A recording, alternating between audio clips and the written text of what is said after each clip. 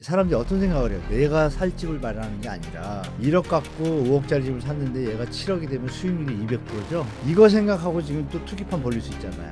나쁜 정책입니다, 이거. 요즘 시장이 10년 동안 올랐잖아요, 여러분. 전 세계 그런 나라가 없어요. 미국조차도 5년, 10년 갔다가 꺾이잖아요. 그럼 그때가 올 때가 됐잖아요. 여러분, 앞으로 부동산으로 계속 한 번, 두 번, 세 번 하는 시기는 이제 없어요. 대한민국이 밥을 많이 먹었어요. 파티날 생일잔치만 먹고 막 그 다음날 좀 배 아프잖아요. 그 시간이 이제 올 것 같아요.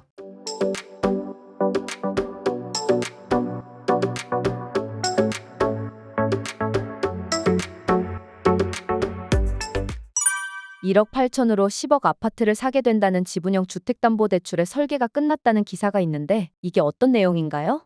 지분형에서 이제 좀 생소한데 내용이 좀 파격적이죠. 지분형은 예전에도 있었습니다. 그 수익 공유형 모기지 해가지고 박근혜 정부 때 나왔었어요, 물건이. 그래서 그 상품이 나왔는데 그게 결국은 자기 집이 아니라는 어떤 인식 때문에 좀 히트를 못 쳤는데요. 내용은 유사합니다. 1억짜리 집으로 얘기를 하겠습니다. 1억짜리 집인데 내가 1,000만 원밖에 없으면 집 사기 힘들잖아요. 물론 대출이 90%가 되면 살 수 있습니다. 근데 그게 아시는 바와 같이 전 세계 패턴이 소득을 범위를 넘어서는 무리한 대출은 결국 경제와 가계에 문제가 생긴다 그래서 소득 수준의 대출만 허용하자는 게 전 세계 트렌드로 바뀌었죠. 그러니까 그럼 한 뭐 5, 6천밖에 대출이 안 되면 모자라니까 못 사잖아요. 그 모자르니까 못 사는 그 부분을 국가가 돈을 대신 내는 겁니다. 그러면 우리가 주식회사도 주식이 100개 있으면 내가 10개 있으면 10%를 갖고 있는 거고 90%는 내 집인 것 같지만 대출 받으면 지분은 저쪽에 있잖아요. 그래서 그 지분입니다. 주식회사 지분처럼 집을 지분 형태로 나눈다는 개념을 출발해서 중요한 건 이제 뭐 요즘 자극적으로 나오지 않습니까? 뭐 1.8억, 2억이면 10억짜리 집을 산다 이렇게. 내가 2억밖에 없는데 2억을 갖고 집을 못 사죠. 대출을 무리하게 받아서 살 수 있는데 이자 부담은 못 견디잖아요. 그러니까 나머지 50%를 국가가 책임입니다. 그러면 3억에 대한 이자만 부담하니까 살 수가 있다는 생각이 들잖아요, 얼핏. 그러니까 어떻게 보면 다 획기적으로 느끼실 거예요. 그러면 여러분이 상식적으로 생각하시는 건 딱 한 가지입니다. 이게 누굴 위한 정책일까요? 진정으로 이 청년들을 위한 정책일까요? 그러면 그 예산이 전 국민한테 100% 지급할 예산이 있나요? 없습니다. 그래서 시범으로 하는 겁니다, 지금 일부. 이 시범이 어떤 효과가 있냐. 시범으로 하면 서로 살려고 할 거 아니에요. 몇 개 안 되니까. 그러니까 어떤 효과가 나요? 집값이 오르겠구나라는 착각을 일으킵니다, 이 시장에. 그래서 그러면 결과적으로 볼 때 다 혜택이 안 되면 나머지 분들은 어떻게 사게 될까요, 집값이? 5억짜리 집이 있다고 가정할게요. 그럼 1억만 있으면 집을 살 수 있잖아요. 그럼 이게 이 사람들이 어떤 생각을 해요? 내가 살 집을 마련하는 게 아니라 1억 갖고 5억짜리 집을 샀는데 얘가 7억이 되면 수익률이 200%죠? 이거 생각하고 지금 또 투기판 벌릴 수 있잖아요. 나쁜 정책입니다, 이거. 왜? 정상적으로 소득 수준의 전 세계가 글로벌 금융위기를 겪으면서 소득 수준을 넘어서는 대출을 하지 말라고 하니 국가가 돈을 들어가잖아요. 그래서 국가 돈 누구 돈이에요, 여러분? 우리 돈이에요. 우리 돈 갖고 왜 우리가 우리 값을 올리고 일부 산 사람들은 이득을 보고 나머지 국민들은 또 피해를 봐요? 국가는 세금은 또 더 받아 먹으려고. 5억짜리가 10억 되면 세금 더 받아 먹잖아요. 이런 기득권, 카르텔, 모피아, 기재부 이 세력들이 만든 프로그램을 저는 생각해요. 냉정히 보면. 물론 시장주의자들은 박수치겠죠. 집값이 이제 오를 거야 이러면 당연히 오르죠. 근데 왜 이런 정책을 합니까? 대한민국 부동산은 이런 쓰레기 정책들이 대한민국 부동산을 이렇게 만든 겁니다. 우리 청년들이 우리 옹달 독자분들은 이 얘기하면 분명히 또 안티하고 이상한 논리 붙일 거예요. 제 말이 맞다는 걸 다 아실 겁니다. 이런 거 하지 말고 집 많이 지어서 싸게 분양해 주면 되잖아요. 청년들한테. 왜 이런 짓거리 합니까? 저는 그래서 이번 금융당국의 이 정책이 마치 서민을 위하는 것 같지만 뒤로 끝까지 청년들의 노동 가치를 핏바라 먹으려는 아주 악질적인 정책이라고 말씀드리겠습니다. 얼핏 보면 상당히 좋은 상품 같습니다. 그렇죠, 여러분? 근데 천일의 칠면조라고 들어보셨죠? 천일 동안 이렇게 먹이를 줘요. 천일째 어떻게 해요? 잡아먹잖아요. 이거 도와주는 것 같죠? 아닙니다. 이 도와주는 것 같지만 나중에 5억짜리 집이 펌핑이 돼서 5억짜리를 갖다 10억에 올라가는 수준에까지 따라서 산 사람들이 있을 때 나중에 내가 이거 팔고 나왔을 때 집값이 이거 없었으면 10억이 안 될 게 10억이 돼 있잖아요. 그러니까 이득은 조금밖에 더 못 보고 손해볼 것도 제로 게임인데 결론은 뭐예요? 가격만 올라가서 내가 손해보게 됩니다. 이게 아주 교묘한 금융산업자본주의 프로그램이니까 속으시면 안 됩니다. 현재 조기 대선 전까지 부동산 시장이 관망세로 이루어지고 있다고 하는데요. 현재 부동산 시장은 조용한가요? 현재 부동산 시장을 어떻게 보시나요? 부동산 시장이 우리가 2022년도에 벌써 3년이 됐습니다. 2022년도에 주택 가격이 폭락을 하고 나서 정부 정책으로 이제 회복을 했지만 지방하고 수도권은 조정이 된 상태예요, 아직도. 그리고 서울은 일부 강남 3구하고 마영성 필두의 한 8개구 정도가 좀 강세를 보이고 또 일부 단지들은 신고가도 나오고 했죠. 그 조용한 상태라고 볼 수 없는 것이 원래 이 토지거래 허가 제도 때문에 요번에 폭발했잖아요. 그거 상관없이 2023년도, 4년도 작년 두 해하고 올해를 비교해서 말씀드리면 2023년도에도 여러분들이 아시는 특례보금자리가 38조 6천억 그리고 나머지 해서 한 50조 가까이가 투입이 됐어요. 그리고 2024년도에도 신생아론이라는 이름으로 또 나오면서 그것도 한 55조, 60조 가까이 투입이 됐어요. 그래서 시장이 버텼죠. 그걸로. 왜냐하면 5년, 초기 5년을 갖다가 저리로 이자가 저리로 적용되고 6년 차부터 변동금리로 이제 제대로 된 금리가 적용되니까 일단은 부담이 없거든요. 그래서 그분들이 그 제도가 연말에 큰 결산 마치고 나면 1월 말부터 이제 시작을 해요. 그래서 보통 1월 말부터 2, 3, 4, 5, 6, 7, 8, 9개월 정도 되면 그 예산과 얼추 소진되는 게 맞아요. 그래서 2023년도도 그랬고 4년도도 그랬고 8월, 9월에 다 꺾입니다. 그러니까 대출 떠받치지 않으면 지금 집값이 더 갈 수 없는 시장 상황인 거라는 걸 먼저 아셔야 되고. 근데 올해도 아니나 다를까 그게 이제 풀렸는데 아시는 바와 같이 계엄 사태 때문에 집값을 자꾸 정부 돈으로 하는 게 좀 문제가 있다라는 그 인식이 있으니까 요번에 홍보를 안 해요. 조용히 물밑에서 갑니다. 작년에 발표를 했는데 보통 1월 29일, 8일 이 정도에 발표하거든요. 그리고 온갖 언론에서 정책 자금 55조 투입 뭐 신혼부부 장기절이 뭐 이런 거 막 뜨는데 그게 없었어요. 분위기가 이러니까. 그럼에도 불구하고 집을 살려고 기다리던 분들은 그걸 기대하고 있을 거고 말씀드린 대로 2020년부터 2년도 하반기부터 안 좋았으니까 그때도 집을 안 샀어 사람들이. 2년도, 3년도, 4년도, 3년 동안 집을 안 산 분들이 계실 거 아니에요. 그럼 이분들은 특례보금자리나 이거를 활용할까 말까 고민하다가 머물러 계시다가 또 올해 됐으니 올해 그럼 그동안에 또 돈을 조금이라도 모았겠죠. 뭐 1,000에서 뭐 5천 이라도 더 버셨을 거 아니에요. 돈을 모았잖아요. 그러니까 잠시 거래가 없던 게 조금 거래가 생기려고 하는 상태에서 정책 자금이 나왔으니까 그럼 이거의 수요는 3년도 4년도 똑같이 존재해요. 그럼 그 수준이 제가 전체적으로 보면은 한 서울은 평균으로 따지면 한 4, 5천, 6천 건 정도 갈 수 있는 수준이에요. 한 9개월 동안. 근데 저번 달에 거의 지금 오늘 날짜로 9천 건 넘어서 3월 달 거래량이 10,000 건 넘을 것 같아요. 그러니까 서울시의 토지거래 허가가 풀어준 그 효과에다가 언론이 막 포화를 퍼붓잖아요. 집값 신고가 올라간다고 막 들썩대고. 근데 3월 19일 날 최상목 장관을 비롯해서 여러 기관들이 모여가지고 합동으로 앉아가지고 오세훈 시장 완전히 좀 면상하게 확대 재지정한다. 오세훈 시장 스스로 오판해서 미안하다고 사과까지 했잖아요. 그럼 여러분이 판단할 게 이게 시장이라는 게 정책 대출 금리와 자금과 언론의 힘이 좀 작용한다는 건 맞죠. 분명한 사실이에요. 그러면 작년에 이게 안 먹혔지만 올해는 먹힌 이유는 말씀드린 대로 2, 3년 동안 모은 분들이 가세할 수 있었던 거예요. 서울이니까 특히. 서울은 그런데 그러면 그 현상이 나타나고 나니까 이제 수도권하고 지방으로 넘어가려고 하는 시기에 막 넘어가려고 그럴 때 3월 19일 날 딱 끊긴 거예요. 3월 19일 날. 그래서 3월 19일 날 발표하고 나니까 토지거래 허가 구역에 대한 그 지정 해제 뭐 이거는 시행은요. 발표를 하면 발표 뒤 5일 뒤에 시행이 되는 거예요. 19일 날 했으니까 3월 24일부터 시행이 됐잖아요. 그러니까 지금 그림 보시면 갑자기 이렇게 폭등하는 게 꺾이잖아요. 지금 시장 상황이 일단 꺾였습니다. 완전히 꺾였고 거래량이 4월 달 들어서는 확연히 바뀝니다. 언론들과 함께 이 토지거래 허가가 시너지 효과를 내면서 일단 붐이 일었던 거예요. 3월 달에. 그것이 4월 달 들어서 3월 19일 날 시작해서 24일에 시행이니까 그럼 그때부터 시장이 달라졌나를 봐야 되잖아요. 그러면 아까 말씀드린 대로 토지거래 허가라는 트리거가 없었어도 23년, 4년처럼 예산이 있으니까 정책자금 대출금리가 있으니까 정상적으로 해도 가는 상황이에요. 상승으로.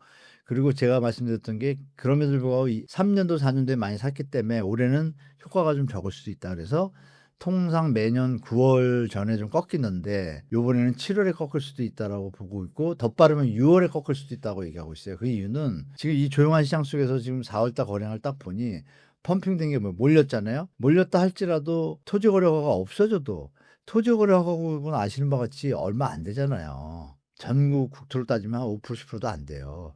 그럼 나머지 90%가 영향을 받을 일이 없잖아요. 근데 그거와 상관없이 그러면 토지거래허가가 없어졌어도 예전처럼 가야 되는데 이 배가 지금 꺾였어요. 이것 때문에 제가 좀 아까 말씀드린 올해는 예전보다 효과가 적을 거다라는 예측이 갑자기 생뚱맞은 토지거래허가로 인해서 좀 변동성이 있었는데 그러면 4월, 5월의 거래량이 상당히 중요한데 일단 4월은 제가 생각한 것보다 더 빨리 올 수 있다라는 더 빨리라는 개념이 뭐냐면 변곡점이 7월에 여러분들 얘기 많이 들으셨잖아요. DSR. 이거 시행되는 거 알고 있고 사람들. 그러니까 사람들이 언제 사고 싶어요? 7월에 DSR이 시행되면 금리가 올라요. 그러면 5월, 6월에 살 거 아니에요. 지금 4월 다 거됐고 5월 두 달이 되게 중요합니다.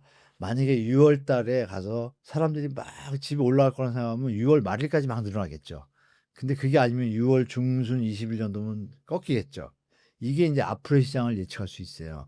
6월 20일, 15일 정도에 갑자기 패턴이 다운이 된다? 그러면 이미 살 사람은 다 산 거가 되겠죠? 그러면 뒤의 시장은 어떻게 될까요? 이거는 아주 반복되는 사이클입니다. 데자뷰 때문에 준비하셔서 그 안에 우리가 뉴스에서 많이 봤던 뭐 PF나 이런 문제들이 터지면 시장 분위기는 완전하게 터닝 포인트를 갈 수도 있다라고 좀 말씀드리겠습니다.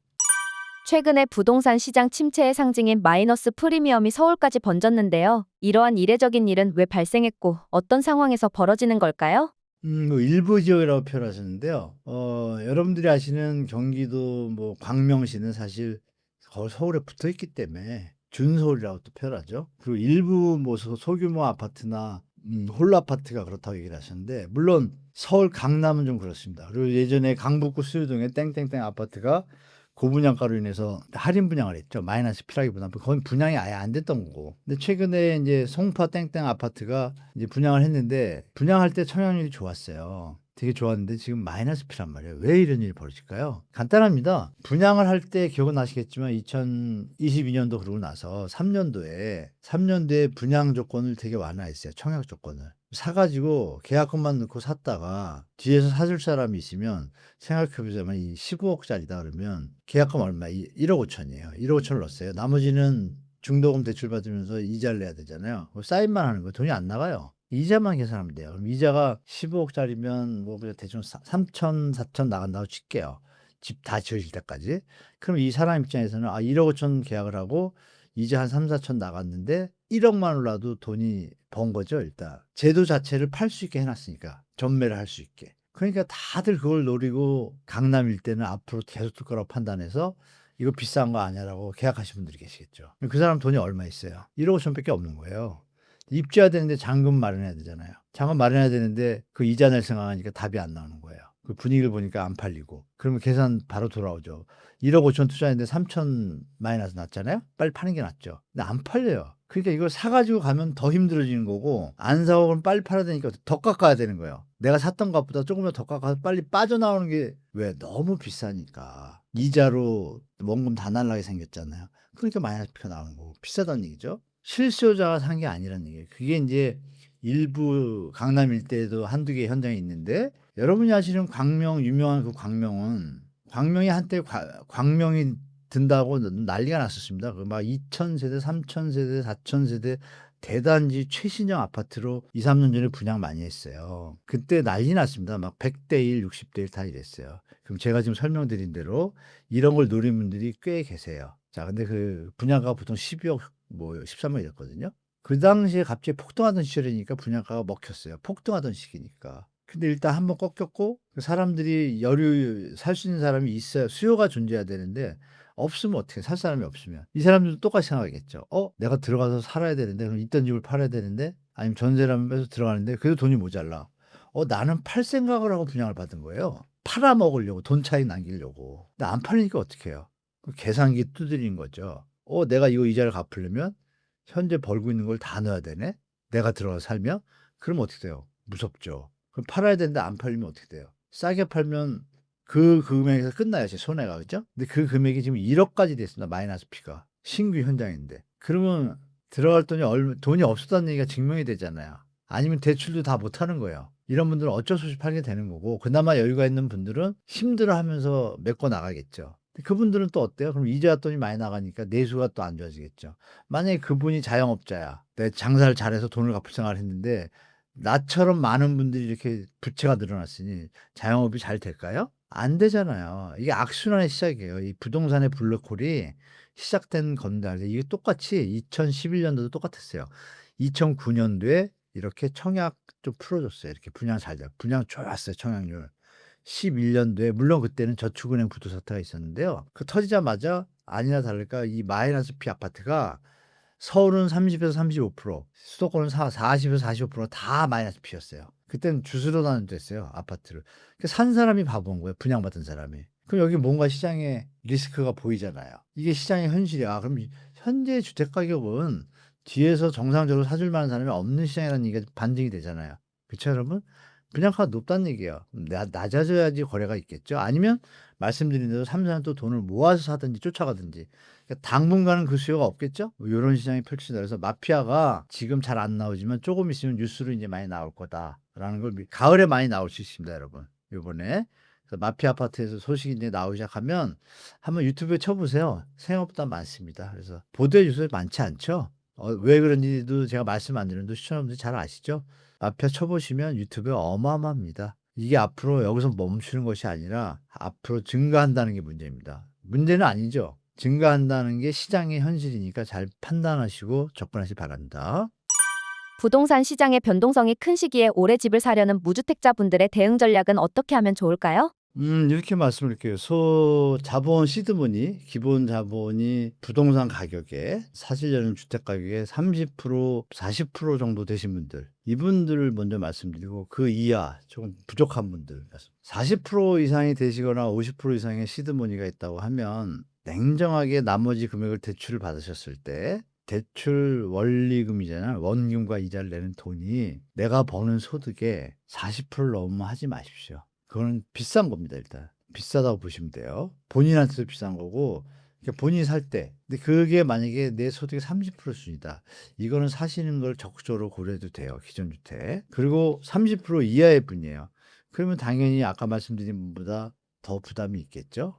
있으면은 자기가 살려는 게 너무 높으면 무리해서 뭐 LTV 이런 거 다 써가지고 대출 비율이 뭐 70%도 가능은 해요, 지금 이론적으로. 그렇게 사진 마시라고 말씀드릴게요. 절대 그건 지금 위험한 시기다. 주택 가격이 상승하던 시기엔 그게 단기 차익을 누리게 가능은 해요. 무리하게 대출을 받았어도 2-3년 뒤에 사줄 사람이 많다고 판단되면 안전하다고 판단되면 살 수 있죠. 투자 개념에서. 2년 거주하고 3년 보유해야 양도세가 비과세요. 3년은 가야 되는 거예요. 기본적으로 3년을 내가 유지할 수 있는 일을 보면서 보통 사람들이 그러잖아요. 대부분의 분들은 거주 목적인데 요새 하도 시장에서 뭐 자본주의 갭투자 이러니까 제가 물어보면 10분 중에 8분이 이렇게 그래요. 아, 거주가 우선이에요. 근데 투자도 이렇게 됐으면 좋겠어요. 이 쓸데없는 게 지금 다 붙었어요. 진짜 이렇게 돈 많은 분들은 또 그것도 얘기 안 해요. 진짜 일하시는 분들은 아, 그냥 저 살집을 차는데 왜 이렇게 비싸 이렇게만 얘기해요. 근데 그분들 숫자가 예전엔 반반이었는데 지금 거의 없어지고 이런 표현이 죄송하지만 진하게나 다 투자 뭐 이런 얘기해요. 근데 진하게나라는 말도 잘못된 게 환경이면 맞아요. 맞는데 부동산에 투자의 시기가 있거든요. 저점일 때 사서 중고로 갈 때 뭐 무릎에서 사서 어깨에서 파는 롱텀의 자산 계획을 갖고 주고 플러스 알파가 투자가 되는 게 정상인데 요즘은 그게 아니라 투자를 위주로 가는 쪽이 더 많잖아요. 근데 그렇게 가시면 요즘은 시장이 10년 동안 올랐잖아요, 여러분. 그 10년 동안 계속 20년 오른 나라가 한 번도 없었습니다. 전 세계가. 200, 뭐 300, 나라 숫자가 저도 되게 많던 300개 되는가요? 전 세계 그런 나라가 없어요. 미국조차도 5년, 10년 갔다가 꺾이잖아요. 그럼 그때가 올 때가 됐잖아요. 됐는데 나라에서 지금 받쳐줬잖아요. 그럼 우리 수요자분들은 냉정하게 판단해야 되는 거예요. 그 전에 막 습관이라 그럴까요? 계속 오른다는 게 뉴스를 10몇 년 동안 들었으니 조금만 오른다고 막 이런 뉴스를 기대기들이 막 하면 아, 막 불안하고 찝찝하고 기분 나쁘고 이러니까 아예 더러워서 산다 이런 경우도 있어요. 절대 그러시면 안 돼요. 냉정을 찾으셔가지고 아, 내 동네 이 주택 가격이 적정한가 아닌가. 자, 적정하지 않다라고 가정을 할게요. 좀 비싸 내가 보기에. 그런데 내 수준이 사가지고 부담이 없는 수준이다. 그러면 사도 돼요. 왜? 머리 스트레스 안 받으시잖아요. 일만 하시면 되잖아요. 여러분 앞으로 부동산으로 계속 한 번, 두 번, 세 번 하는 시기는 이제 없어요. 대한민국이 이제 거의 끝물입니다. 제가 볼 때. 그러면 뭐 혹자는 얘기하죠. 서울 얘기하는데 그것도 요새 세종시 이전 뭐 꾸물꾸물 되잖아요. 아마 국민 모두가 세종시로 옮겨야 된다고 다 생각할 겁니다, 속으로. 서울에 주택 10개, 20개 갖고 있는 사람 빼고 하나 갖고 있는 사람조차도 세상을 볼 줄 알고 우리가 교육을 받았기 때문에 이게 좀 균형이 돼야 된다는 건 다 알고 있어요. 그러면 이게 전체적으로 여론이 잡혀지면 정치인들은 분위기를 보다가 느끼다가 어느 시점에 그걸로 가잖아요. 그게 맞는 지점이 지금 가까워 오고 있다는 거를 여러분도 느끼고 적어도 느끼고 있지 않나요? 누군가 그걸 터뜨리는 순간 그쪽으로 여론이 다 가겠죠. 그러면 그게 30년 뒤에 될까요? 10년에 될까요? 확률을 보시면. 그걸 감안하시고 서울도 투자할 때 똘똘한지 얘기하고 있지만 신중하게 하셔야 되고 무리하게 하면 안 된다는 걸 말씀드리고 3기 신도시 분양가가 높아요. 높은데 차기 대통령이 되셔가지고 분양가를 낮췄으면 좋겠어요. 제가 볼 때 한 1억씩 다 낮출 수 있거든요. 솔직히 제 생각입니다. 1억씩 낮추면 가능해요. 한 25평, 30평들이 4억대 되거든요. 근데 서울 바로 옆에 있고 교통이 좋으니까 젊은이들이 그걸 살려고 기다릴 거 아니에요. 그죠? 그걸 한 번 더 많이 분양해도 되잖아요. 지금 많이 치는데 뭐가 문제죠? 많이 쳐서 주택 가격이 안정되면 어떤 일이 벌어져요? 지금은 우리가 일시적이지만 미래를 볼 때 지금 출산율 저하에서 문제 있다는 거 다 알잖아요. 그러면 우리 젊은이 분들도 이렇게 도덕적으로 우리가 교육받은 걸 보면 결혼해서 정상적으로 애기도 뭐 교육비가 비싸니까 뭐 하나 정도 뭐 여유가 되면 둘 정도 낳고 사람들끼리 살고 싶은데 분위기가 그걸 허용하지는 않잖아요. 그러니까 이거를 그럼 바꾸려는 어떤 국민들의 뜻과 리더가 있으면 바뀔 수가 있겠죠. 그 시기가 저는 다가오고 있다고 생각해요.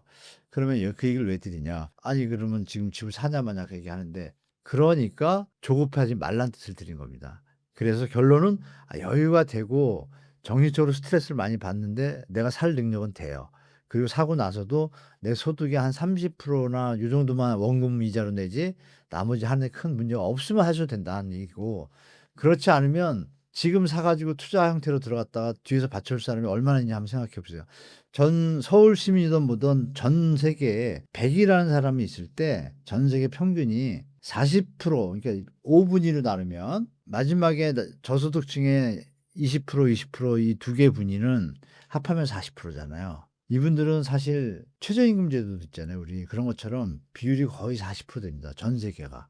그래서 전 세계가 자가 비율이 70% 넘는 나라가 공사국가표가 없어요. 많은 나라 65%뭐 이래요. 그럼 얘기 정리가 되잖아요. 지금 대한민국 60%거든요. 서울만 50%예요. 수도권도 60% 넘었어요. 그럼 서울만 더 많은 사람들이 많은 집을 더 갖고 있는 사람이 많은 거예요. 10% 정도. 그러니까 모자다고 느끼는 10%가 아직도 집이 없는 거예요. 근데 이거 돌림방을 놓는 거예요, 지금. 그러니까 여러분들이 생각하실 건 뭐냐면 그러면 앞으로 집값이 올라갈 어떤 스탠스가 이게 안정적인가를 보면 예전하고 틀리잖아요. 그걸 보시면서 접하시고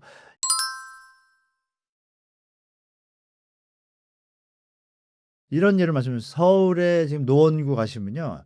전철역 바로 앞에 투자 개념이 아닙니다. 전철역 바로 앞에 17평, 실평수 한 12평, 13평, 14평 이런 데들이 3억에서 4억 사이면 집을 사요.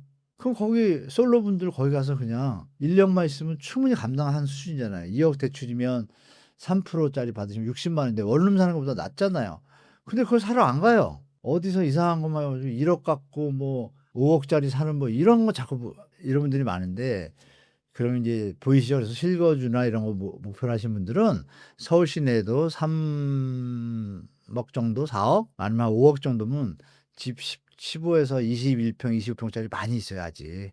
그걸 하셔서 셀프로 이렇게 조금 손보시면 새 집 같아요. 그리고 아파트 콘크리트 여러분 100년 갑니다. 이런 거 감안하셔가지고 실거주가 필요하신 분들은 뉴스만 보시고 그러면 계속 스트레스 받으시니까 발품 좀 파셔서 좀 뭐 점점 이제 슬럼화된 서울 지역들도 국가에서 점점 이렇게 커뮤니티나 이런 것들, 도로 개선 이런 것들 다 계속 개선하고 있으니까 점점 동네들이 다 좋아지거든요. 그런 거 감안해서 접근하시면 되고 누구나 강남은 요만큼인데 누구나 여기서 다 살 수는 없잖아요. 한정적이잖아요. 그러면 생각의 폭을 넓히시면 요새 교통도 좋고 그런 거 잘 활용하셔 가지고 내 집만 하시면 좋겠습니다. 현재 5060 혹은 이후 세대 분들이 노후 준비를 위해서 부동산에 관심을 보이고 있는데요. 투자 목적이 아닌 노후를 위한 집을 장만할 때 어떤 집에서 살면 좋을까요? 요새 집을 장만하는 분들보다 파시는 분들이 많은 걸로 제가 아는데 왜냐하면 자녀 결혼 때문에 파시는 분이 많은 걸로 저는 알고 있어요. 그리고 6070이 그렇군요. 50은 좀 마지막에 좀 사시는 분들이 계시고 60도 뒤늦게 사시는 분도 계시고 생애 최초로. 그분들이 사실 때는 사실 투자 목적을 많이 안 가지세요. 제가 상담을 해 보면 투자에 대한 개념보다는 이제 거주의 목적을 많이 갖고 계세요. 물론 그중에 갭 투자를 한두 번씩 해 봤던 사람들은 투자 목적을 더 갖겠죠. 한 번 해 가지고 돈을 벌어서 사 오는데 망했어요. 집을 살 때 옛날 생각이 나겠어요, 안 나겠어요? 그런 분들은 근데 비율이 예전보다 적어요. 적기 때문에 지금은 또 인구 감소 시대라는 걸 다 알잖아요. 잘못 샀다가는 물리는 경우가 많아요. 특히 이게 수도권이 그렇습니다. 수도권은 정말 조심하셔야 될 게 새로 짓거나 새로 입주하는 단지들이 비싼데 계속 올라갈 거라 하면 큰 착각을 합니다, 제가 볼 때. 물릴 때가 많아요. 아까 말씀드렸던 광명도 불과 2년 전에 100대 1인 현장이 마이너스 P가 뭐 몇천 1억씩 되니 그럼 얘기 정리되잖아요, 여러분. 그래서 그때 산 사람은 정말 잘못 산 거잖아요. 이자 돈 다 내고 1억 더 써. 어마어마한 차이입니다. 지금 사는 사람이랑. 그러면 이런 사례가 언론들이 제대로 했다면 많이 퍼져주면 사람들이 판단할 거 아니야. 아, 이게 분양가가 높고 문제가 있구나. 그럼 사는 어떤 욕구나 투기 욕구를 갖다 재워주면 갖고 있는 사람은 어떻게 되겠어요? 아, 더 받기 힘들겠구나. 더 싸게 팔고. 그 사람은 손해본 상태 아니잖아요. 영끌해가지고 자기가 실거주를 산 사람들은 문제 없잖아요. 값이 내려가고 올라갈 때 기분은 좀 나쁘겠지만 사는 데 지장 없잖아요. 그러면 그림 좀 나오잖아요. 그래서 제가 들을 때 5060 분들은 절대 투자 마인드, 좋은 말로 투자지. 투기에 가깝잖아요. 일 안 하고 돈을 번다는 게 말이 됩니까? 물론 우리가 인구가 성장하고 경제 이론을 배우면 수요 공급의 이론에서 집이 사람 수 느는 것보다 집수가 느는 속도가 느릴 때는 그게 맞아요. 근데 지금은 그거 아니잖아요. 좀 틀리잖아요. 그러니까 그걸 잘 생각하시면 5060 분들한테 드릴 말씀은 저는 솔직히 말씀드려서 투자 마인드 좀 없애시고 그냥 거주 마인드. 우리 몸의 가치가 50억 정도 된답니다. 의사분 말씀이. 뭐 심장 하나 이거 계산하면요. 50억 정도 된대요. 근데 그 집 5억, 10억, 3억 그냥 조금 머리 굴려가지고 돈 벌려고 신경 쓰다가 병 걸리면 어떻게 돼요? 한 방에 가면 50억 날리는 거예요. 이런 얘기가 뭐 피부에 와닿을지 모르시겠지만 그런 것들을 이제 생각하시면서 살 때이기 때문에 5060이신 분들은 절대 자녀가 또 여러분이 막 부동산에 매몰되어 있으면 자녀 돌볼 마음이 똑바로 될까요? 물론 좋게 얘기하면 부동산 통해서 돈을 많이 벌어서 자녀를 케어하면 되죠. 이러지만 그 사이에 빈틈이 생기겠죠. 자녀들의 시간은 한정적입니다. 딱 대학교 되면 컨트롤 안 돼요. 고등학교도 안 되는데. 그러면 초, 중, 요 때인데 50대, 60대면 애들이 중학생, 고등학교 갈 때 민감할 때예요. 그때 무슨 투기를 하신다 그럽니까? 자녀 잘 건강하고 본인들 건강하시고 내가 안정적으로 살 집을 찾는 게 저는 순리라고 말씀드리겠습니다. 네. 신축 아파트들 부실 공사로 브랜드 아파트조차도 못 믿는다고 합니다. 코로나 때 지은 아파트는 무조건 피하라는 경고가 나올 정도라고 하는데요. 몇 년 정도 지난 구축 아파트가 괜찮은지, 구축 아파트의 매력은 무엇인지가 궁금합니다. 구축 아파트와 우리 시청자분들과 우리나라의 언론들이 문제인데요. 우리나라는 20년이 되면 구축으로 쳐요. 근데 그런 나라 전 세계에 하나도 없습니다. 되게 이게 좀 자존심 상한 일인데요. 그만큼 집을 잘 못 졌나요? 쪽팔리지 않습니까?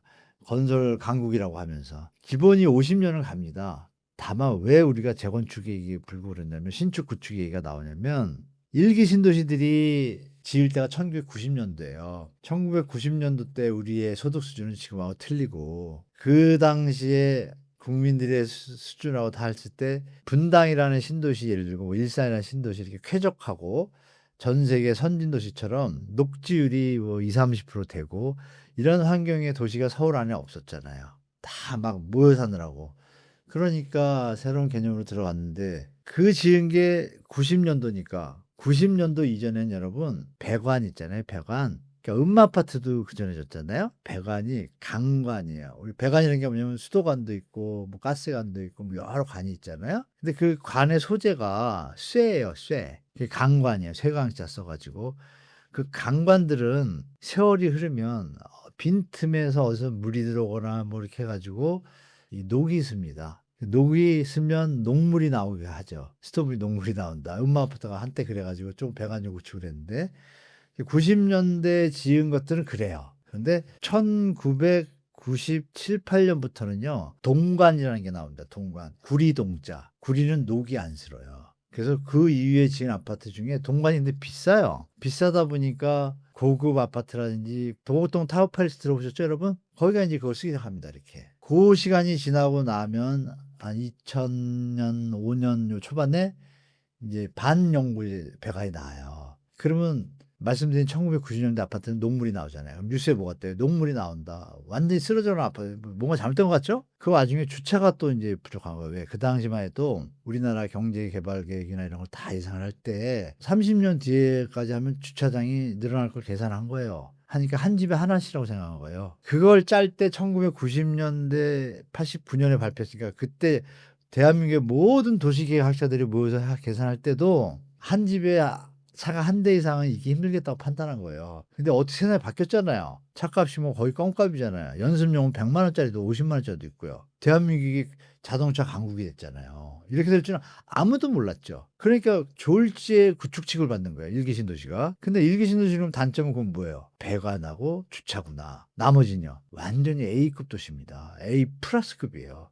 녹지 공간과 학교, 도보 이런 것들이 전 세계 도시계획 이론 있잖아요. 뭐 페리의 글린주구부터 해서 에베네지 하워지 저는 이 이론을 다 공부한 우리나라 석학들이 모여서 만든 도시예요. 일산도 그러고 다 그런 도시예요. 그걸 왜 부시죠? 그래서 이 얘기가 좀 길었지만 신축 구축의 구분은 사실은 신축인 거예요, 그것도. 그래서 외국에서는 50년 이후부터 주택을 구축으로 쳐요. 미국의 예를 들면 여러분들이 좋아하시는 미국인데요. 미국은 50년이 되면 주택에 대한 평가가 달라져요. 왜? 각정 안에 있는 배관이나 자재 이런 것들이 주인이 50년 동안 이렇게 케어를 하더라도 보수하고 이렇게 하더라도 50년부터는 낡은 거로 취급을 해요. 그때부터 구축으로 취급을 해요. 감정평가 자체도. 50년까지는 비슷하다고 보는 거예요. 물론 주인이 관리를 안 하면 더 노화되겠죠. 똑같이 관리한다 그러면 50년까지 전혀 처음 5년 전에 지은 거랑 똑같다고 판단해요. 근데 대한민국은 좀 틀리죠? 대한민국은 신축은 몇 년 차요? 뭐 5년 다 이렇게 그래요. 5년. 10년 전에 지은 건 신축 아닌가요? 아, 신축이죠. 여러분이 막 좋아하시고 언론에 많이 나오는 잠실 요새 잠실이 자꾸 이제 포커스가 맞추잖아요. 왜냐하면 잠실에 있는 아파트들이 대단지고 조경이 잘 돼 있어요. 강남구에 있는 아파트는 요새 지어진 것들이 그렇고. 근데 그 아파트들이 언제 지은 지 아세요? 2007, 8년도에 준공이에요. 그럼 몇 년 됐어요? 16년, 17년 차예요. 완전 구축이죠? 일기 신도시 비교하면 어때요, 여러분? 내일 모레면 부시고 지어야 돼요. 그 부시고 지면 이상하죠, 여러분? 그래서 언론들, 좋게 얘기하면 시장 친화적 언론, 나쁘게 얘기하면 투기 세력과 결탁한 언론들이 이런 패러다임을 이상하게 잡아놓은 거예요, 프레임을. 그래서 여러분이 생각하실 때 신축은 물론 1990년대에 지은 거는 주택의 주차 대수나 이런 것들 생각을 못 했잖아요. 그럼 제가 말씀드린 대로 2000년 이후에 지은 거는 괜찮다는 판단이 좀 드시죠? 다 신축이에요. 빠딱빠딱해요. 거꾸로 1999년에 지은 아파트는요. 건축법이 삼풍백화점 무너졌던 거 기억나시죠? 무너져 가지고 나라에서 갑자기 너희들 똑바로 져 이래 가지고 건물 벽이요. 요즘 지은 거보다 1.5배 강도가 더 강해요. 그래서 에어컨 공사하시는 분들이 1999년, 2000년, 2001년, 2000년 지은 집들은 지금 지은 집보다 훨씬 오래됐잖아요. 에어컨 공사로 들어갔더니 벽이 안 뚫어지는 거야. 지금 집들은 이거 해야 되는데 지금 집들은 어때요? 뿡 뚫리네요. 그럼 얘기 다 됐죠, 여러분? 그래서 여러분들이 겉만 보고 판단하지 마시고 지은 연도만 판단하지 마시고 그 시기에 대해서 조금 공부를 하시면 어떤 아파트는 가보니까 그 아파트 관리를 잘해가지고 겉으로 보기에 새 아파트 같아. 지금 여러분 송파 거기 잠실 좀 가보세요. 다 새 아파트 같아요. 다 20년 돼가요. 일기 신도시법에 의하면 부셔야 됩니다. 안 맞죠? 여러분들이 구축 신축 보는 방법을 분양해가지고 막 입주하는 거로 한정하시면 안 되고 20년 넓게 보셔서 20년이 됐는데도 잘 관리가 됐고 단지도 좋고 조경도 좋으면 거기가 신축인 거죠. 그렇게 판단해서 접근하시기 바랍니다. 올해 한국에 IMF 버금가는 경제 위기가 올 것이라고 기업의 97%가 답했다고 하는데요. 어떻게 보시나요? 맞는 것 같다고 말씀드리겠습니다. 그 IMF 수준의 지표들이 IMF 때 그 부정적 지표들, 경제 지표들이 여러 가지가 있잖아요. 그 지표들이 IMF 때 수준에 보다 초과한 것들이 되게 많아요, 지금. 뭐 가계 부채도 초과했고 기업 부채도 초과했죠. 여러분들이 들어보시는 좀비 기업 있잖아요. 좀비 기업이라는 게 그러니까 이제 팩트는 IMF보다 더 심한 상태다라는 건 전 100% 동감하고 다만 아마 어려운 위기가 와도 학습 효과가 있잖아요. 있기 때문에 대비를 잘하면 되는데 그게 어떻게 될지는 저도 모르죠. 제가 정부가 아니니까. 정부가 잘해 주길 바랄 뿐인데 그럼에도 충격은 올 수밖에 없겠죠. 어떤 형태로든. 그러면 우리가 밥을 많이 먹었어. 파티 날 생일 잔치만 먹고 막 그다음 날 좀 배 아프잖아요. 그 시간이 이제 올 것 같아요. 그래서 학습 효과가 있으니까 다행히 먹을 때 이미 먹은 동안 지났고 이 고칠 때 빨리 병원을 가는 사람도 있고 그냥 집에서 손 들고 있고 돈이 없으면 뭐 기다리는 사람도 있고 여러 가지 다르겠죠. 그래서 입장이 다르지만 분명히 그런 상황 맞는 것 같습니다. 그 좀비 기업 말씀드리는 걸 얘기 드리면 깜짝 놀라실 텐데 우리나라 고용 인구 근로자 중에 자영업자분 빼고요. 고용 근로자 중에 90%에 가까운 분들 수로 고용인 수로 중소기업에 다 근무하세요. 대기업은 한 10% 정도 되거든요. 고용 인구로. 이 90%의 기업 중에 종사하시는 90% 기업 중에 작년 말 기준 2024년도 말 기준 44.8%가 한 해 영업을 해 가지고 빌린 돈이 있을 거 아니에요.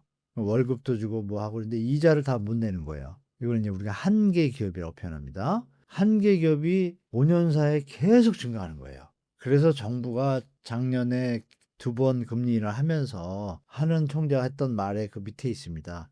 자영업자의 어려움과 중소기업의 어려움을 지원하고자 금리 인하할 때 그러면서 두 번째 금리 인하할 때는 대놓고 얘기를 합니다. 1.5 처음에는 1.75인데 그걸 1.5로 낮추고 1.5도 저렴하잖아요, 여러분.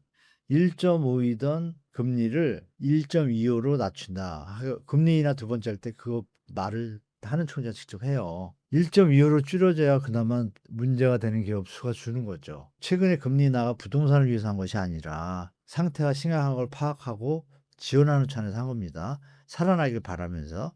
그런데 트럼프가 또 사고를 쳤잖아요. 개인적으로 많이 안 좋아하는데 그거 친 거에다가 우리나라 또 약간 트럼프 아바타 같은 사람이 또 사고를 쳤잖아요. 그러니까 우리 국민들이나 우리 기업들이 무슨 죄가 있어요, 그죠? 그러나 현실은 벌어졌어요. 그럼 말씀하신 대로 IMF 수준의 다른 경제 지표를 봤을 때 제일 무서운 게 저겁니다. 그 학원들 있잖아요. 나라가 발전하고 융성할 때는 아이들도 많아지고 학원도 늘고 계속 발전해요. 어느 도시가 있는데 다 잘 돼 가지고 이 도시가 사업을 잘해 가지고 아기를 낳으면 집이 또 필요하고 한 세대가 가면 도시가 커지잖아요. 이게 이제 발전하는 건데 지금 인제 인구 소멸 뭐 감소 이런 얘기 많이 드셨잖아요. 지방 이런 거. 역성장이란 말이에요 지금. 그럼 역성장 중에 IMF처럼 안 좋은 지표들이 있다라는 건 어떤 의미예요? 경제 펀더멘탈이 약해진 거잖아요. 다시 부동산 와서 이놈의 정책하는 사람들이 부동산 정책을 개판으로 한 바람에 저는 이렇게 됐다고 봐요. 개판이라는 단어가 국어사전에 나온 겁니다. 그러면 인제 IMF 위기는 왔고 수준의 그 어려운 위기를 극복해 나가야 되는데 이 사실을 정책하는 사람들이 국민들한테 인지를 시키고 부동산으로 불로소득을 취하려는 것을 마치 투자라는 명분 아래 하는 사람들에 대한 어떤 위기의식, 위험의식, 도덕적 문제성을 갖다가 강력하게 해야 나라가 좀 잘 되잖아요. 그거와 상관없이 암만 그래 봤자 IMF의 수준의 나쁜 지표는 어느 형태로든 결과로 나타나겠죠. 근데 그 시기가 저는 불행히도 어느 정부가 되든 새 정부가 들어왔을 때 시작될 것 같아요. 바라는 건 그거죠. 새 정부가 그걸 오픈해야 된다고 생각해요, 국민들한테. 그래야지 이게 다 같이 정부도 살고 기업도 살고 다 같이 살 수 있을 것 같아요. 안 그러면 계속 이자는 쌓이잖아요. 보세요. 영업을 하는데 나아질 기미가 있어야 되는데 트럼프라는 사람 때문에 해외 수출도 안 나아질 것 같고 이런 상황에서 3-4 년을 버텨 가지고 이자가 적더라도 그 고통과 스트레스를 어떻게 버틸 거예요? 그게 낫겠어요? 아니면 딱 지금 스톱을 하면 어떻게 해요? 지금의 손실이 확정이에요. 확정된 거에 대해서 정부가 정부 정책을 활용해 가지고 다시 출발할 수 있게 하는 게 저는 더 효율적이라고 봐요. 그래서 그런 부분들이 결론은 그거죠. IMF가 올 수준의 어떤 경제 펀더멘탈은 되어 있고 펀더멘탈이 약화가 되어 있고 그거에 대해서 금융 쪽에 있는 친구들은 여전히 금융 자본주의 속성인 부채를 늘리면 자기들은 먹고 산다. 겉으로는 공익 떠들면서 이짓거리하고 있고 그럼 결론은 났죠. 우리 저 젊은 분들과 기성세대들이 인제 정신 차리고 그것도 자본 국가에서 자본주의 시대에서 투자 기본적인 거 알지만 우리나라는 그동안 너무 한쪽에 치우쳐서 잘못 왔으니 다 같이 조금 숨을 고르자. 이게 이렇게 가야 될 때가 된 거예요. 그래서 그 신호에 대해서는 저는 100% 인정하고 오더라도 마음의 준비를 하셔야 돼요. 그래서 요즘 VIP들은 지금 분산 포트폴리오를 다 하고 있어요. 우리가 초반에 집을 사야 돼요 말아야 돼요 이 얘기하고 있을 때 그분들은 집을 더 살까요? 자산가들이 지금 집을 더 살까요 여러분? 한번 생각해 보세요. 그러니까 중간에 있는 언론사 시장 친화적인 언론사나 이런 데가 나쁜 거예요. 그러면 안 되죠. 같은 대한민국 사람끼리. 그죠? 뭐 얘기가 여기까지 왔네요 여러분.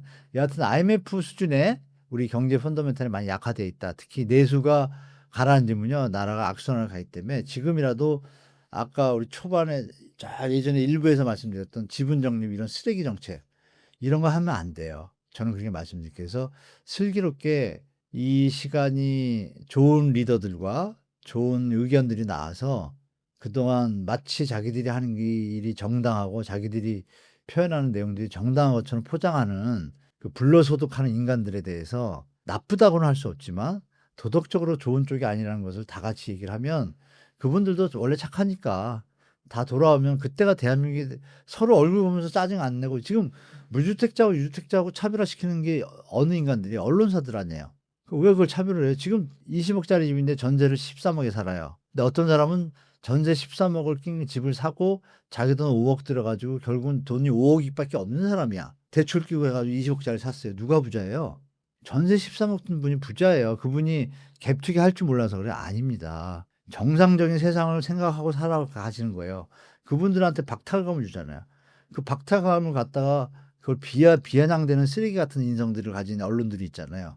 그런 것들이 좀 제거되는 사회가 좀 되면 이런 IMF 신호들도 그것이 가면서 동시에 어떻게 되겠어요? 점점 썩은 물은 버리고 새물로 채워가면서 새로운 또 세상이 될 수 있으니까 우리 가족 여러분들은 분명히 안티글이 달리겠지만 분명히 말씀드립니다. 사람답게 우리 아름다운 대한민국을 만들기 위해서 IMF도 극복할 수 있지만 고통 시간은 올 것이다. 그러나 그 시간 동안에 우리가 스피커를 좀 내자. 불로소득에 대해서 마치 정당성으로 방어하려는 이런 세력들에 대해서 비판하는 어떤 목소리를 좀 높이셔야 됩니다. 그러면은 제가 볼 때 다 같이 IMF 비슷한 이 위기를 잘 극복할 수 있을 거라고 보고 새로운 세상이 열릴 거라고 말씀드리겠습니다. 기사에 따르면 대한민국의 피케티 지수가 10배 상당이며 최근 10년 사이에 급격히 증가하고 있어 심각하다고 하는데요. 피케티 지수가 무엇이며 얼마나 심각한 상태인 걸까요? 대한민국 2023년 말 기준으로 한 10일 정도 나오거든요. 10일이면 사실 그래서 이제 우리나라 IMF, OECD 뭐 이런 VIS 국제결제은행 할 거 없이 전 세계 유력한 공공기관에서 다 경고를 먹은 거예요. 그 피케티 지수가 양극화 지수인데요. 지금 말씀하신 것처럼 부동산 블록홀이 돼서 번 사람은 더 벌고 열심히 노동하고 열심히 산 사람들은 자꾸 멀어져 가지고 이게 양극화가 됐잖아요. 정말 안 좋은 거죠. 결국 사회 문제가 터지고 옛날에 같으면 이제 프랑스 혁명 같은 게 일어날 수도 있는데 묘하게 이 구조를 갖다가 유주택자가 50% 60%를 가깝게 만드니까 균형이 이게 추가 엎을 수 없는 상황이 돼 버린 거예요. 이걸 유지하려는 어떤 흐름이 있죠, 자본주의에. 그러면서 계속 그 40%는 계속 집을 못 사게 하고 뭐랄까요? 약탈당하는 합법적 약탈 뭐 이런 추세가 되는데 그럼 피케티 지수가 그거의 문제점을 갖다가 지적한 겁니다. 피케티 지수가 지적해서 그거를 기억하시겠지만 베스트셀러가 됐잖아요, 전 세계에. 전 세계에서 대부분의 유수 국가들은 발표를 하고 있습니다. 그래서 그걸 보고 정책에 반영을 해요. 대한민국도 그 2000년 중반에 그때 그 피케티 자본론이 나왔을 때 우리나라 한은에서도 담당관이 나와서 얘기했어요. 전 세계가 피케티 지수 너무 좋고 우리도 발표를 하겠습니다 앞으로. 근데 발표를 안 해요 지금까지. 왜 안 할까요? 못 하는 겁니다. 양극화가 너무 심한 거예요. 말씀드린 것처럼 토지 자산 자본에 대한 부동산 자본에 대한 편중 현상이 너무 심화됐고 있는 자들 위한 정책으로 계속 가다 보니까 이게 지금 양극화가 너무 심해지니까 어떻게 돼요? 피케티 지수가 그래서 7이나 8, 224 때 벌어졌던 사례를 말씀드리면 미국은 한 5과 6일 때 미국 글로벌 터졌고요. 일본은 6.98, 7 정도 터졌고요. 여러분 피그스 사태 아시죠? 포르투갈, 이탈리아 이쪽에 유럽 4개국가 피그스 사태 터졌을 때 그때 이탈리아가 7이에요. 근데 우리나라 지금 11이에요. 근데 버티고 있어요. 그렇죠? 뭐 이렇게 얘기하시면 분명히 여기도 리스크가 존재한다는 걸 아시겠죠? 그래서 지금 대출 이런 거는 좀 줄여야 되는 시기라고 말씀드려서 피케티 지수 때문에 다 알고 있지만 언론들이 좀 좋은 기자분들이 이걸 좀 얘기해 줬으면 좋겠어요. 이제 더 이상 이런 건 안 된다. 청년들이 지금 희망이 없잖아요. 이게 무슨 자본주의 자유국가를 얘기합니까? 저는 그럴 자격도 없다고 봐요. 그래서 기성세대들이 인간적으로 뭐 영화 그런 거 있잖아요. 마인 무엇따이가 그만큼 드셨으면 됐지. 뭘 또 저거 하겠다고. 그 와중에 3040들 중에서 조금 앞서가지고 갭 투자해가지고 좀 반짝 돈 벌었어요. 그러면 됐지. 뭘 계속 그걸 하려고 탐욕적으로. 제발 이제 사람답게 살았으면 좋겠다는 말씀 다시 드리겠습니다. 환율 방어에 구원투수로 국민연금이 나섰다고 하는데요. 국민연금이 환율 방어에 참여하는 이유와 어떤 식으로 환율을 방어하고 있을까요? 국민연금이 참여한 게 아닙니다. 국민연금은 참여하고 싶지 않아요. 국민연금 여러분 국민연금 건물 가보셨나요? 혹시 시간 되시면 한번 지나가 보세요. 밤에 일 정말 열심히 합니다. 그분들은 제가 보기에 근래에 드물게 국민연금 직원분들처럼 국민들을 위해서 일했으면 좋겠다는 생각이 든 적이 없어요. 불이 꺼진 걸 본 적이 없어요. 요즘 대기업 건물 가 보면은 강남에 가 보면 저 같으면 다 불 꺼져요, 대기업도. 국민연금 직원들이 일해요. 물론 뭐 부서별로 야간에 뭐 환율도 보고 이런 것도 있지만 누가 봐도 일 많이 하는 것처럼 보여요. 그분들이 왜 이렇게 열심히 할까요? 진정한 공무원이라고 생각해요. 국민연금에서 무슨 뭐 횡령 이런 얘기 들어보셨나요? 못 들어보셨잖아요. 저는 개인적으로 현재까지는 존경합니다. 물론 뭐 안 밝혀지는지 모르지만. 그럼 국민연금 입장에서 잘 투자해서 해외 투자할 때 잘하고 물론 손해 본 적도 있어요. 근데 평균 수익률이 9에서 막 10 몇 프로 이렇잖아요. 그럼 잘하는 거죠. 잘하고 있는데 갑자기 달러가 지금 우리 원화 환율이 다운되고 있는데 우리가 낸 세금으로 운영하잖아요. 국민연금. 여러분들이 매달 월급에서 딱딱 띄는 걸 하잖아요. 그 돈을 손해 보면 안 되잖아요. 그러니까 국민연금은 별 생각이 없이 원래 하던 대로 하고 있는데 요새 환율 막 올라가고 이러니까 갑자기 어느 날 250억에서 350억, 500억으로 수합을 늘리고 다시 600억으로 늘려요. 이거 환차익이나 환차손에 대해서 계산이 정확하게 들어가야 되는데 손해 보면 어떻게 되죠? 만약에 그거에 대해서 아무도 지적을 언론들이 잘 안 하잖아요. 그 이익을 보면 천만다행이죠. 그럼 이익을 볼 것 같으면 하느니 시키지 않아도 기재부가 떠들지 않아도 국민연금이 먼저 제안했겠죠. 제가 말씀드린 것처럼 국민연금 공무원분들은 진짜 국민을 위해서 일합니다. 그럼 먼저 제안했겠죠. 벌 것 같으면 그죠? 이건 거꾸로잖아요. 거기까지 말씀드리면 이해되실까요? 그 돈도 우리 돈입니다. 만약에 손실이 났다. 국민연금 손실이 나는 거예요. 그분들이 그걸 적극적으로 하려고 그랬겠어요? 우리 환율이 막 다운되는 상황에서? 물론 환율 수합에 대해서 통화 베이스를 맞추는 건 있는데 그래도 피곤하잖아요. 그 알아서 두면 국민연금이 볼 때 한국 돈이 쓸만하다 그러면 살 거 아니에요. 그죠? 그걸 왜 인위적으로 다시 한 번 말씀드리지만 대한민국은 정치하고 금융하는 인간들이 자꾸 망가뜨리고 있어서 우리 독자 여러분과 함께 감시 들어가야 됩니다. 그래서 국민연금 지켜야 되고 그죠? 지켜야 되죠. 나라가 망해도 국민연금 지켜야죠. 그래야지 나라를 또 세울 수도 있잖아요. 저는 그렇게 생각하니까 한국은행이나 기재부 모피아 분들께서 너무 뻔뻔한 것 같아요. 국민들이 다 알고 있는데 그냥 쌩까요. 좀 그러지 않았으면 좋겠다. 그래서 이 얘기는 결론 푸는 건 우리 옹달 가족을 포함해서 모든 유튜브 가족의 젊은 분들이 자꾸 이제 소리를 내고 비판을 하면 아시잖아요. 여론이 얼마나 무서운지. 그런 걸 형성해 나가면 다시 좋은 정치와 금융정책을 하시는 분들로 바뀔 거예요. 그렇게 했으면 좋겠습니다. 예. 끝으로 옹달책방 시청자분들께 한 말씀 해주신다면요? 네. 우리 옹달 식구 여러분, 이 또한 지나가리라 이런 말 있잖아요. 이 또한 지나갈 것 같습니다. 지나가고 요즘 파도가 많이 치잖아요. 갑자기 뭐 트럼프도 시끄럽게 하고 또 우리나라에 계신 분도 시끄럽게 하고. 근데 여러분은 열심히 여러분의 일자리에서 본인과 가족과 국가를 위해서 잘 살고 계시잖아요. 근데 파도가 치고 있잖아요. 근데 또 어느 양반이 갑자기 또 쓸데없는 토직을 해 가지고 또 이상한 파도가 옆에 있어 가지고 머리가 아팠는데 중요한 건 그겁니다. 파도가 칠 때 배를 띄우는 게 낫겠어요, 여러분? 아니면 좀 잔잔해지게 띄우는 게 나을까요? 이 파도가 잔잔하게 하는 거를 정치인들이 좀 잘해 줬으면 좋겠고 여러분은 여러분 자리에서 현재 나와 있는 정부의 정책, 자금 대출이라든지 3기 신도시라든지 이런 것만 보시고 시당에 휘둘릴 사항은 아니다라는 거 다시 말씀드리는데 중요한 건 이건희 돌아가셨잖아요. 그분 돈 못 쓰고 돌아갔잖아요. 그죠? 건강이 없으면 아무것도 없습니다, 여러분. 다시 한 번 말씀드리지만 건강하시면서 제가 드린 말씀대로 이 또한 지나가리라 잘 슬기롭게 지내시기를 기원 드리겠습니다. 감사합니다.